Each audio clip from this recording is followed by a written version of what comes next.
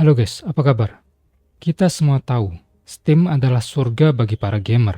Sebuah toko digital raksasa dengan jutaan game, diskon besar-besaran, dan komunitas yang luar biasa aktif. Kita udah naruh kepercayaan besar sama platform ini.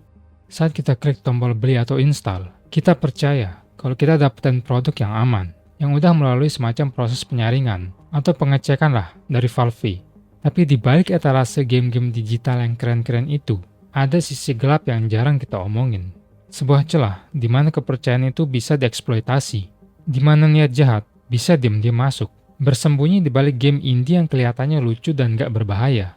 Kali ini kita akan membahas salah satu skandal keamanan terbesar yang mengguncang Steam di tahun 2025. Ini bukan sekedar cerita tentang game jelek atau developer yang malas. Ini adalah tentang game Block Blasters, sebuah game platformer 2D yang ternyata adalah Trojan Stealer untuk salah satu operasi pencurian cryptocurrency licik dan kejam yang pernah menargetkan para gamer. Ini adalah sebuah studi kasus tentang bagaimana sebuah game yang berhasil lolos verifikasi Steam mampu menginstal malware canggih di ribuan komputer. Dan yang paling parah, bagaimana malware itu pada puncaknya berhasil mencuri uang donasi pengobatan kanker milik seorang streamer di tengah siaran langsung. Ayo kita bahas kronologinya dari awal sampai akhir. Jadi, apa sebenarnya Block Blasters ini? Game ini adalah free-to-play platform 2D dengan gaya simple. Ini adalah tipe game yang sempurna buat kamu install secara asal-asalan saat kamu lagi bosen. Nggak ada yang aneh, nggak ada yang menonjol, dan nggak menjanjikan pengalaman apapun. Justru karena itulah game ini sangat berbahaya. Para hacker tahu bahwa para gamer nggak akan menaruh curiga pada game kecil kayak gini. Nggak ada ekspektasi tinggi. Jadi kalau ada masalah performa, pemain cenderung akan memakluminya sebagai hasil dari optimisasi yang buruk, bukan sebagai aktivitas malware. Game ini berhasil melewati proses verifikasi awal Steam dan mendapatkan tempat di toko Steam. Ratusan pemain ngedownload game ini. Mereka mungkin berpikir mendapatkan hiburan yang ringan, padahal mereka baru aja membuka pintu gerbang bagi malware untuk masuk dan mengakar di dalam sistem mereka. Tanda bahaya pertama datang bukan dari Valve, melainkan dari salah satu penjaga terpercaya komunitas Steam, yaitu SteamDB. Melalui akun Twitter mereka, SteamDB mengeluarkan sebuah peringatan singkat menandai listing Block Blasters sebagai game mencurigakan. Sebuah game di Steam bernama Block Blasters yang sudah tersedia selama lebih dari sebulan ternyata berisi info stealer atau crypto malware. Game tersebut kini telah dihapus dari Steam. Bagi yang belum tahu, SteamDB adalah pihak ketiga independen yang melacak semua perubahan di database Steam. Mereka seringkali menjadi yang pertama mendeteksi aktivitas aneh, mulai dari game yang tiba-tiba dihapus hingga perubahan file yang mencurigakan. Tweet singkat mereka langsung memicu alarm di seluruh komunitas. Para pemain yang sebelumnya sudah merasa ada yang aneh, entah karena performa PC mereka lambat, kipas laptop berputar kencang, atau menemukan proses aneh di Task Manager. Mereka sadar bahwa ini bukan sekedar game dengan optimisasi yang buruk. Ada sesuatu yang jauh lebih jahat sedang terjadi di balik layar. Disinilah analisis teknis dari para ahli keamanan cyber menjadi sangat penting. Tim dari keamanan G-Data merilis sebuah laporan artikel yang membongkar cara kerja malware di balik Block Blasters. Laporan mereka sangat detail dan sejujurnya ngeri bro. Kita nggak bakal terlalu masuk ke kode baris per baris, tapi penting untuk tahu mekanisme utamanya supaya kalian paham resikonya. Patch jahat itu menyertakan file bat script bernama game2.bat yang punya fungsi stealer atau trojan. Script tersebut melakukan hal-hal seperti pertama, mencari data login Steam, Steam ID, akun name, persona, password yang tersimpan dari sistem. Kedua, mengecek keberadaan dompet kripto atau wallet di komputer, browser data, ekstensi wallet, dan lain-lain, dan mengekstrak info itu. Ketiga, mengunggah data yang dicuri ke server pusat, C2 server. Alamat IP atau endpoint-nya juga terlihat di analisis. Yang keempat, ada trik menyamarkan file atau mengeksekusi secara tersembunyi, seperti menjalankan skrip lewat VBS Loader, menyembunyikan proses, dan mengelut antivirus jika memungkinkan. File tambahan yang dicuri atau di-drop termasuk klien build2.exe backdoor, block1.exe, stealer, dan beberapa script bots tambahan. Ada juga trik agar folder eksekusi malware diabaikan oleh Microsoft Defender atau antivirus dengan memasukkannya ke whitelist atau tambahan exclusion. Jadi intinya, setelah patch, game tersebut bisa mencuri data sensitif dari pemain, terutama yang punya kripto aktif, tanpa terlihat jelas di permukaan. Kebrutalan skema ini mencapai puncaknya dalam sebuah insiden tragis yang diliput oleh beberapa media. Total kerugian yang dilaporkan mencapai lebih dari $150.000 dari banyak akun pengguna. Investigasi menyebut bahwa antara 261 hingga 478 akun mungkin terkena dampak. Beberapa komunitas keamanan seperti VX Underground berhasil mengumpulkan bukti teknis dan mengekspos operasi ini, termasuk detail server yang digunakan. Ada juga klaim bahwa para pelaku menggunakan kampanye spear phishing. Mereka menargetkan streamer atau akun kripto tertentu lewat DM atau undangan agar mereka mengunduh game tersebut. Salah satu korban paling dikenal bernama Raivo Plavnieks atau Rastalan TV, seorang streamer Latvia yang sedang menggalang dana untuk pengobatan kanker stadium 4. Dia menyebut kehilangan $32.000 melalui kripto setelah mengunduh game ini saat live stream.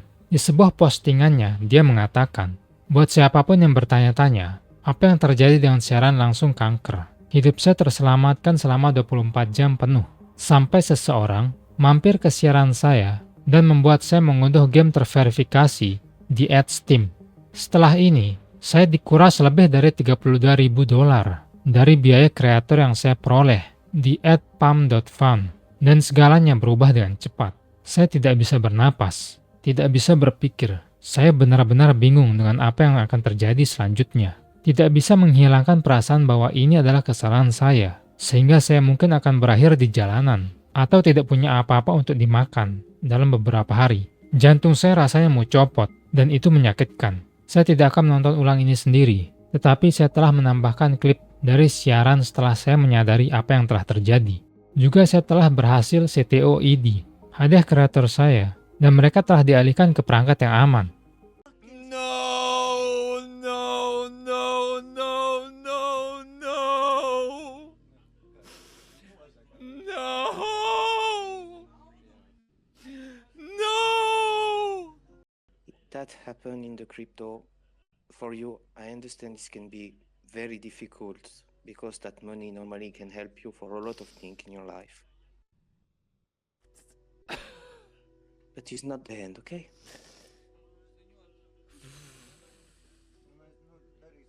You're such a brave person.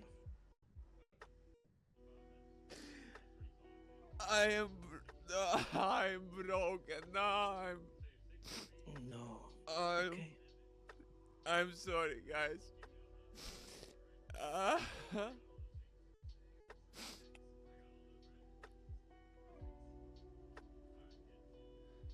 Ini mengubah segalanya menjadi sebuah tindakan yang benar-benar tidak berperi kemanusiaan dan biadab. Para hacker tidak hanya mencuri uang, tapi juga mencuri harapan. Berita tentang donasi yang dicuri ini menjadi pemicunya. Kisah tersebut meledak di media sosial. Tekanan publik terhadap Valve meningkat drastis. Dari sekedar keluhan teknis menjadi tuntutan moral. Postingan-postingan komunitas di Twitter juga membahas ini. Kalian para badut membiarkan malware ada di platform kalian yang telah mengakibatkan kerugian $150.000 plus dari para korban. Game palsu ini sudah tersedia untuk diunduh selama lebih dari sebulan. Ini beneran gila sih. Sebuah game Steam bernama Block Blasters ternyata beneran berisi malware dan sudah ada di Steam selama lebih dari 53 hari. Gamenya juga punya lebih dari 200 ulasan palsu dari akun bot. Bahkan ada beberapa ulasan negatif palsu supaya kelihatan asli. Yang paling parah, sepertinya malwarenya sudah ada di dalam game setidaknya selama 22 hari. Ayolah Steam. Menanggapi krisis yang membesar ini, Valve akhirnya bertindak. Valve secara resmi menghapus Block Blasters dari platform Steam. Mereka juga memblokir semua akun yang terkait dengan developernya. Menurut The Verge, Steam sudah menghapus Block Blasters tanggal 21 September kemarin.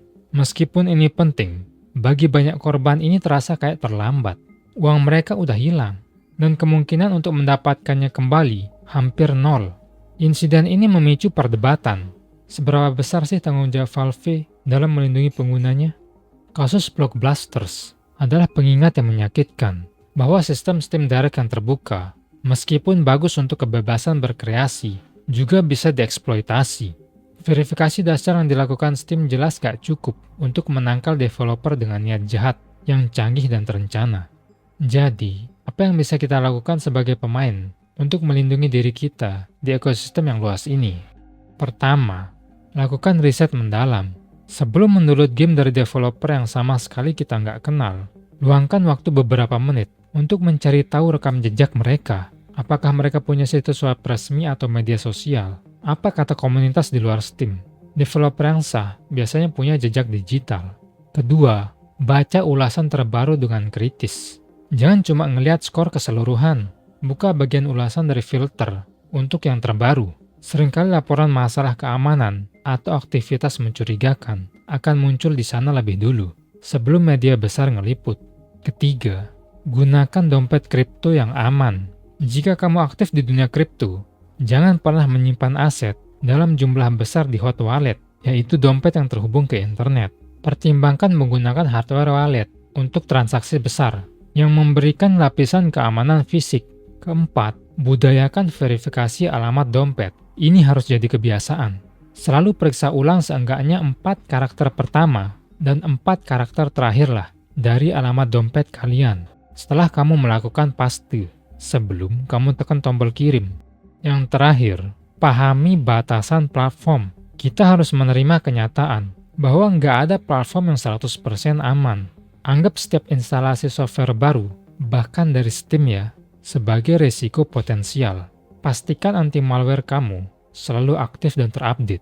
Punya anti-malware itu penting sih guys. Soalnya aku juga punya pengalaman kena malware kripto kayak gini. Tapi aku kenanya lebih ke malware mining kripto. Oke, itulah tadi tentang Block Blasters. Sebuah game yang menjanjikan kesenangan sederhana, tapi malah memberikan mimpi buruk finansial dan emosional bagi para pemainnya. Dan tentang bagaimana tindakan jahat segelintir orang dapat merusak kepercayaan dalam sebuah komunitas. Gimana menurut kalian guys? Apakah menurut kalian Valve harus menerapkan proses verifikasi yang jauh lebih ketat? Bahkan, jika itu berarti lebih sedikit game indie yang bisa dirilis. Apa langkah keamanan yang kalian ambil sebelum mencoba game indie baru? Tulis pendapat kalian di bawah. Kalau kalian suka video kayak gini, jangan lupa like dan subscribe. Dan cek video yang lain. Semoga kalian menikmati videonya and see you guys next time. Peace.